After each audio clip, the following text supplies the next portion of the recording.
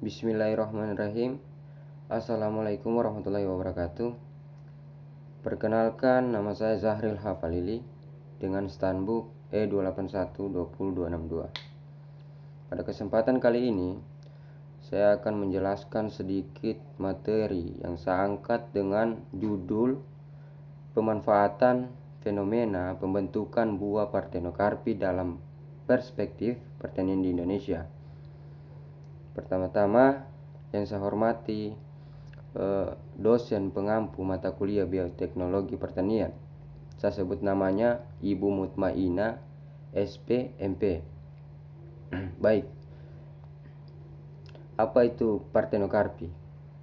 Parthenocarpi didefinisikan sebagai peristiwa pembentukan buah tanpa calon buah. Buah yang terbentuk melalui Parthenocarpi membutuhkan banyak energi untuk dimanfaatkan dalam proses pembentukan buah atau pembesaran buah. Parthenocarpi sendiri memiliki kelebihan dan kekurangan.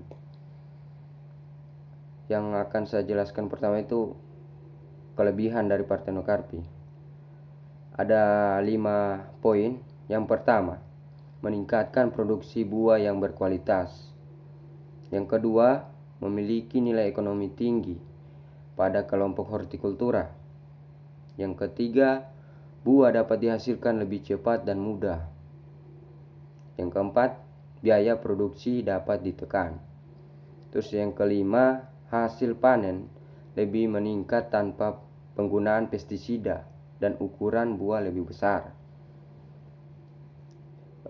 Terus kekurangan dari Parthenocarpi ada 2. Yang pertama, tidak bisa menghasilkan benih atau biji. Yang kedua, hilangnya plasma nutfah dan gen aslinya atau yang dikenal dengan gen induk. Parthenocarpi sendiri terbagi atas 2 bagian. Yang pertama ada Parthenocarpi alami dan yang kedua Parthenocarpi buatan. Yang saya akan jelaskan pertama yaitu Parthenocarpi alami. Di sini dijelaskan bahwa Parthenocarpi secara alami biasanya terjadi karena faktor genetik.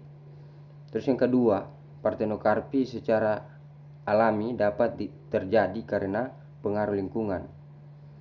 Yang ketiga, adanya bantuan oleh tepung sari dan serangga pada proses penyerbukannya. Perkembangan buah yang terjadi tanpa proses polinasi. Yang keempat, pembentukan buah yang diinduksi melalui polinasi. Namun, untuk proses pertumbuhan berikutnya terjadi tanpa proses fertilisasi. Yang terakhir, embrio yang mengalami keguguran sebelum buah mencapai fase kematangan. Lanjut, Parthenocarpi buatan ada terbagi atas 6 poin. Yang pertama, menggunakan hormon auksin atau gibberellin. Yang kedua, iridiasi polen. Yang ketiga, perubahan jumlah kromosom. Yang keempat, gen silencing. Yang kelima, modifikasi gen. Dan yang terakhir yaitu genome editing tools. Adapun kesimpulannya dari Parthenocarpi alami maupun buatan, yaitu proses terjadinya buah Parthenocarpi dapat terbagi menjadi 2 kategori utama, yaitu Parthenocarpi secara alami dan buatan. Parthenocarpi secara alami terdiri dari 2 tipe kategori, yaitu obligatif dan fakultatif. Di mana obligatif merupakan tipe Parthenocarpi yang terjadi apabila disebabkan oleh adanya faktor maupun pengaruh dari luar.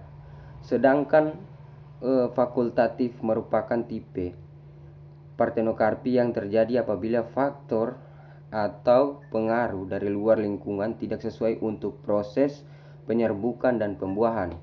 sehingga tidak cocok untuk dikembangkan maupun diterapkan pada suhu yang terlalu tinggi maupun rendah.